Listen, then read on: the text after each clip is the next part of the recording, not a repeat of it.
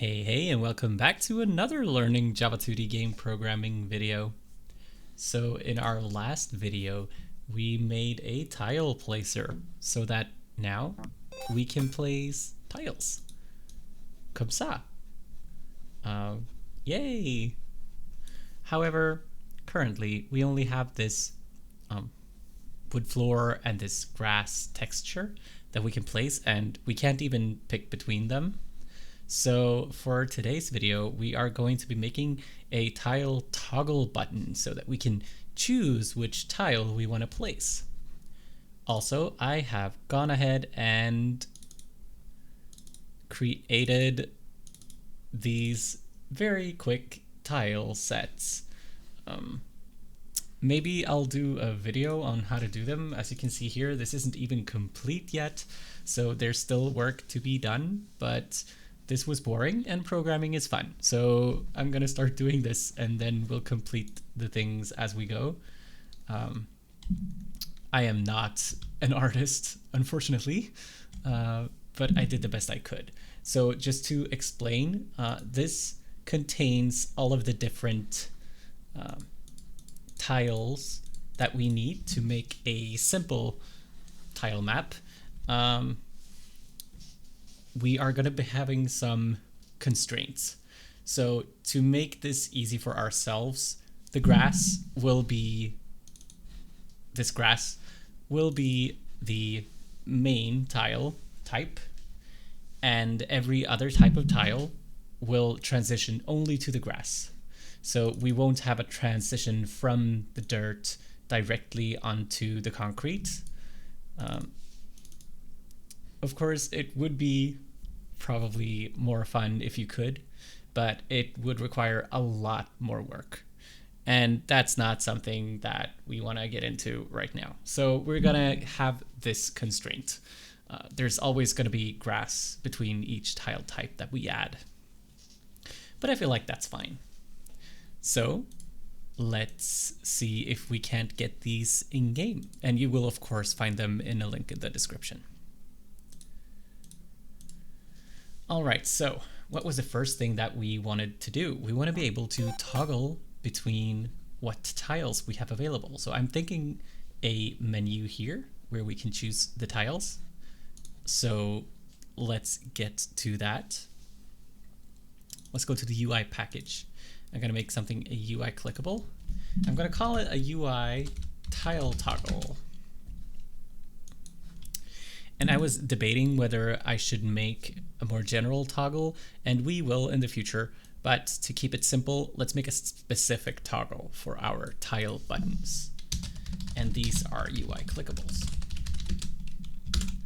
So let's implement those methods. So we're gonna want, I'm gonna make use of that UI image that we created in the other video.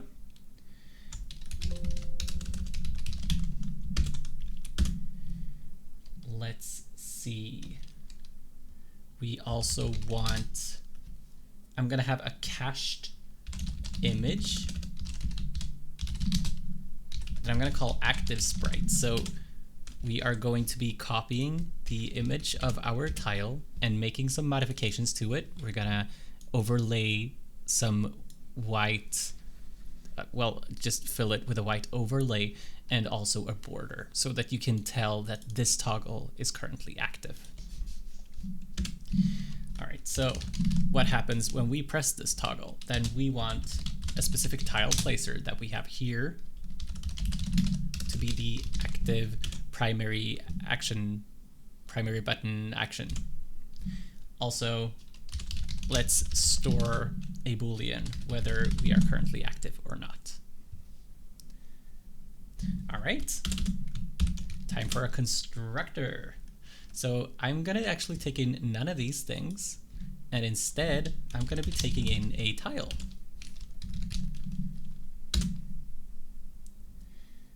So first of all, we need this image, and I'm gonna make it a new UI image, and I'm gonna say get sprite. Right, so we're just borrowing this image and making it our own. Let's make a new tile placer. And it uses this tile that we have. Let's just set the size to the image get size. And then let's generate the active sprite. So let's just create this method. And you've done this before. So active sprite is equal to cast to a buffered image, create compatible image of our size, and this can probably be opaque. I think the image itself will be opaque, but we're gonna fill it with a semi-transparent fill. We'll see how that goes. I think it's gonna work. Let's get the graphics.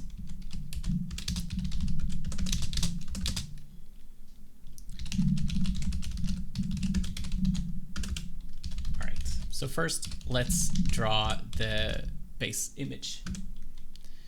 So, and null for the observer. Let's now set a color. I'm gonna make it a new color. I'm gonna say 255, 255, 255, so a white color. And then we're gonna add an alpha. So how transparent do we want it to be? Completely opaque or completely transparent? And 0 is transparent and 255 is opaque, I think. So let's try 75. And I'm not sure if we need to set a composite, but I'm gonna try that. So source over, and then let's fill the rect. Fill rect. And we start at 0, 0. We go for size get width and size get height. All right, next let's draw the border. So now I'm gonna set an opaque white as color. Let's give it a somewhat wider stroke than just 1 pixel. I'm gonna say new basic stroke 2 pixels. And then let's draw that rect. And I'm gonna start at 1, 1, and then do size get width -2. So I haven't completely made friends with this draw rect. I'm always a little bit confused at how it draws this rect, because it doesn't seem like it starts at 0, 0 completely. When you change the stroke, it's like it wants to start earlier at some minus value. Anyway, I've used this before, so I know it looks okay, and we can change it if it doesn't. Then let's just dispose of that graphics. All right, so now we have this image, we have the active sprites, we have a tile placer, which doesn't do anything yet. We don't know if we're active or not, but we will be able to know. So first of all, let's see, we don't have the update yet, so let's override the update method. Public void update state. So first let's do super update using state. Then let's set this active. And we are active if the get mouse handler get primary button action, and we don't have a getter for that yet. But if the primary button action that we currently have equals the tile placer, which we control with this toggle, then we are active. So let's just go to the mouse handler. All right, let's try that again. Alt insert, make that getter. Primary button action. All right, so that should be fine. And now on click, what do we want to do? Well, we want state get mouse handler set primary button action to the tile placer, which we have. All right, I feel like this should be enough for now. Let's go to our editor state. We're gonna need some UI to put this in, and I'm gonna call this tile menu. UI tile menu. Let's call it that for now. So this is some type of container. I'm going to call it a horizontal container. So let's create that constructor matching super. And now I'm just going to set a background color so that we can see something. Dark gray is our color, apparently. That's what I've been using all along. I'm going to set an alignment to be a new alignment at the start position for the X and the end position for the Y. So the bottom left corner. All right. Now let's see, just to test this out, let's just use the simple textures that we have. So add UI component, new UI tile toggle, and then it wants a tile. So a new tile, this wants the sprite library. So we're gonna have to take that in. Sprite library, sprite library. All right, so the sprite library, and let's first give it the wood floor that we have, and then let's give it the grass. So these should now be inside the UI tile menu. And if we go to our editor state, let's add it to our UI containers. UI, what did we call it? Tile menu? Yes. Window size and sprite library. Okay, we just have one more thing to do in the UI tile toggle class. Let's see, get sprite is null, so that's not what we want. But we want to check if we're active. So if we are active, we want to give it the active sprite. And if not, we want to give it the image get sprite.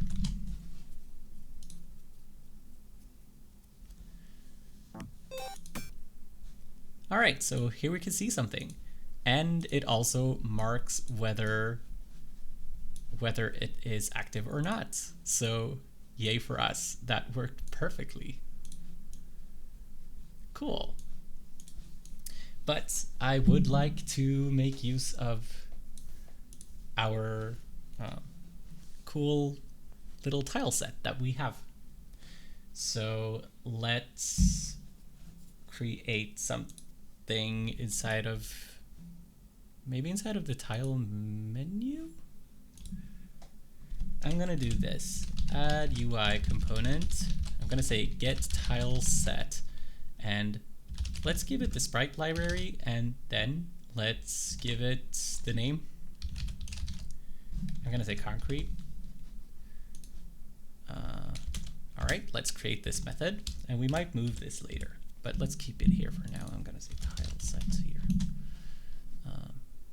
I haven't quite figured out if this should be 1 or 2 words. I do feel like this looks better. I'm unsure. I should probably Google it. Not now. Let's move on. All right, so as you can see on this image, this is 1, 2, 3, 4, 5 toggles, I would say, buttons here. And 1, 2, 3, 4, 5, I guess for the other direction as well. That doesn't seem right. 1, 2, 3, 4.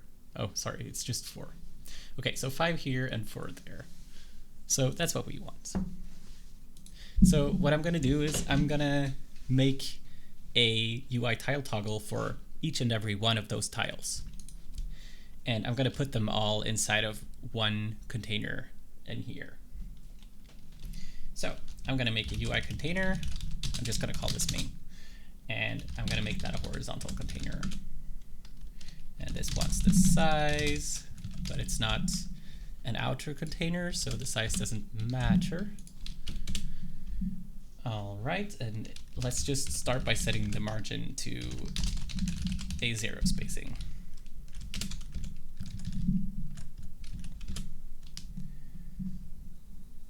All right, so tile is a new tile. Gonna give it the sprite library and the tile set,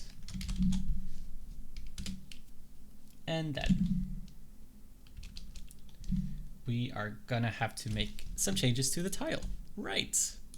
So the thing is, currently it keeps the sprite in here, but now we want to add that index so that we can say, so the concrete tiles are all going to have this entire image inside of them, but we're going to give them indexes. So this could be 0, 1, 2, 3, 4, 5, 6. And you're going to see it's not that hard to make a one-dimensional array behave like a two-dimensional or vice versa. I'll show you what I mean. So if we go into the tile class, I'm going to make some changes. So this tile class now needs to save its index, tile index, and we're going to actually keep the image separate from the sprite. So I'm going to say image. So this will be the entire tile set. Maybe we call it tile set. Let's just call it image for now. So this is the image, and then the sprite is the specific tile from this entire image that we want at this index. All right. So when we give this a tile, then the tile index is going to be 0 by default, and we want to, at any point when we are changing the tile index or creating this object, we are going to want to extract the correct sprite from this image. So let's create something called generate sprite. All right. And this sprite is going to be like this. Sprite is equal to, and first we need to cast this to a buffered image, our regular image, because the image doesn't have the get sub image helper method, which is very handy for us currently. So this is going to look a little scary, but it's not very scary. So we're going to say that for the x-axis, we want the tile index that we are currently storing, which could be 5 or 6 or something like that. And we're going to divide that by the image get width, and it was an image observer, so just null, and then divided by game.sprite size. So this will tell us how many tiles we have on the width, on the x-axis. All right, but we want, on this image, we want to move over by pixels. So we need to multiply that by the sprite size. All right, and now for the y-axis, since we are converting between a two-dimensional and a one-dimensional array, we are still actually going to be looking at the width, but instead of using division, we're using modulus. So we're taking the remainder for the y. And then for each size will just be game.sprite size. All right, so there we have our sprite. Awesome. And when we copy a tile, we want to also copy its tile index. And we're probably going to need getters and setters for that as well. So let's just make a getter and setter for the index. And when we copy this, let's give it tile, get tile index.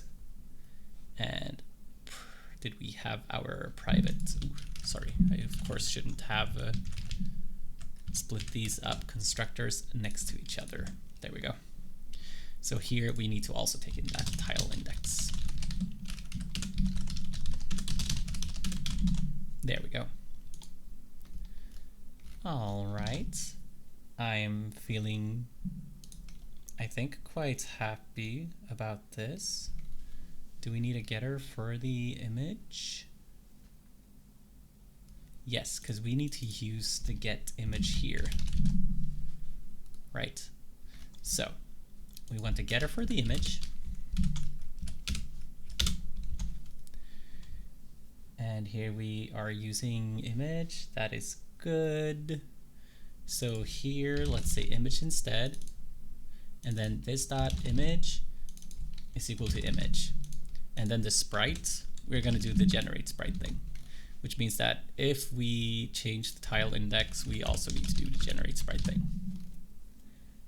All right, I hope this is enough for now. Okay, back to making these tiles. All right, let's find how many tiles this particular tile set has. So how many tiles on the X, which is tile get image, get width, and null for the observer, and then divided by the game.sprite size. And just like we did inside of tile, let's do tiles Y, which is this, but sorry, let's actually use the height here. Now, for int x is equal to 0, x is less than tiles x, x plus plus. So for each x, this x, we are looping through all the y's.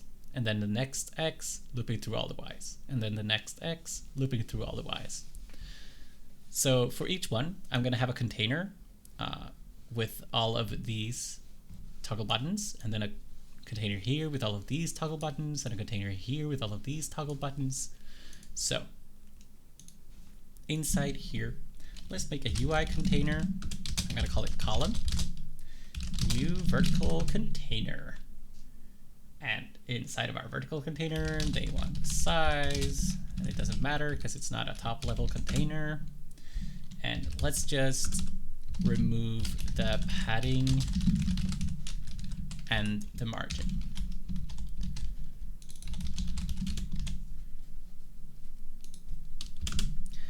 All right, now we have a vertical container. So let's loop through our y's.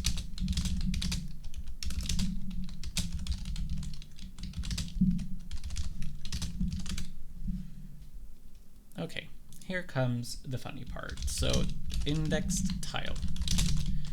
Tile copy of the tile that we have up there. Now the indexed tile, set tile index, and here's what this will look like. So x times tiles x plus y. So now we are converting from our two-dimensional array to a one-dimensional array. All right, so let's make a UI tile toggle. Toggle. New UI tile toggle with the indexed tile. Sorry. And then let's add it. Add UI components toggle. And then after we have looped here, let's add that to main. And then let's return main.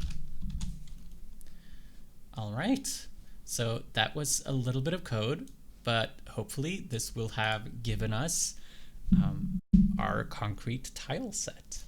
Let's check that out. And it did not. So we got a null pointer exception here at 33, and that's probably image, right? Because here we do sprite, yes. This dot image.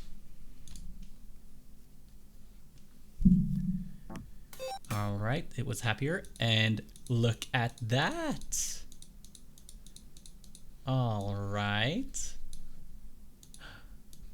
Cool. Okay.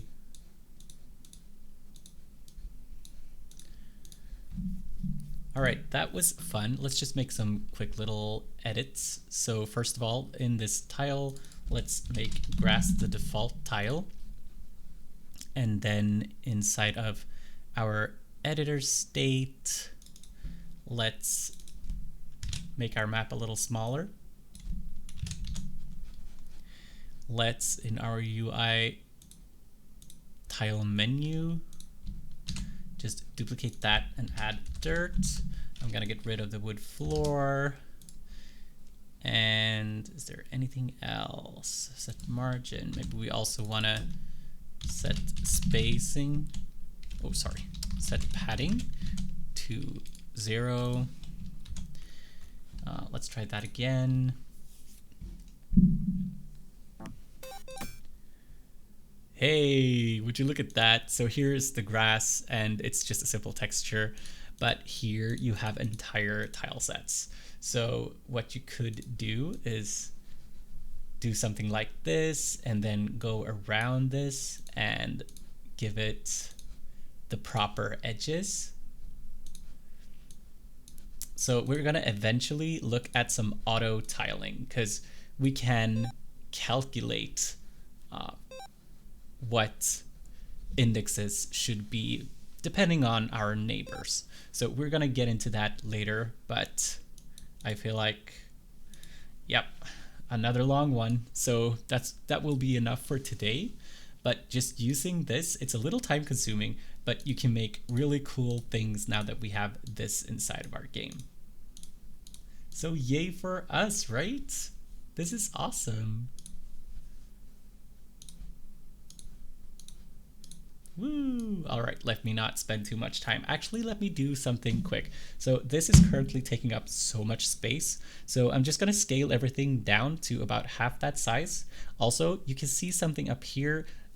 This looks a little weird, and that's because of the scaling algorithm, I guess. So we can do something quick about that as well.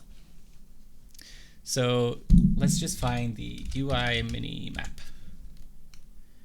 And where we get here, hints. Ooh, is it image dot? Yes, scale area averaging. So this will be the scaling hint or strategy or whatever you want to call it.